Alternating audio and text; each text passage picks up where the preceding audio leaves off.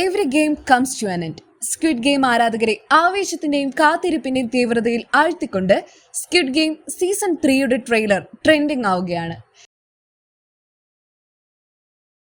ഈ സീസണിലായിരിക്കും ഏറ്റവും തീവ്രമായ വൈകാരിക രംഗങ്ങൾ എന്നാണ് ട്രെയിലറിൽ നിന്നുള്ള സൂചന.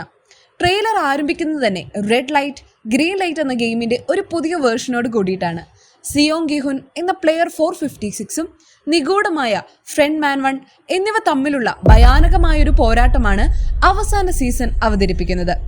നെറ്റ്ഫ്ലിക്സിന്റെ ഒഫീഷ്യൽ പേജിൽ റിലീസായ 2 മിനിറ്റ് ദൈർഘ്യമുള്ള ട്രെയിലറിന്റെ ക്യാപ്ഷൻ തന്നെ every game comes to an end, എല്ലാ കളിയും അവസാനിക്കണം എന്നതാണ്.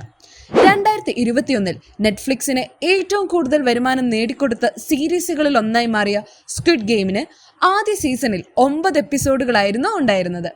സീസൺ 2വിന്റെയും സീസൺ 3ന്റെയും ചിത്രീകരണം ഒരുമിച്ചായിരുന്നെങ്കിലും 2024 ഡിസംബർ 26 റിലീസായ സ്ക്വിഡ് ഗെയിം സീസൺ 2വിൽ 7 എപ്പിസോഡുകളായിരുന്നു ഉണ്ടായിരുന്നത്. ഒന്നിച്ച് ചിത്രീകരണം പൂർത്തിയാക്കിയത് കൊണ്ട് തന്നെ 2025 സീസൺ 3 റിലീസാകുമെന്ന് നേരത്തെ തന്നെ നെറ്റ്ഫ്ലിക്സ് അനൗൺസ് ചെയ്തിട്ടുണ്ട്.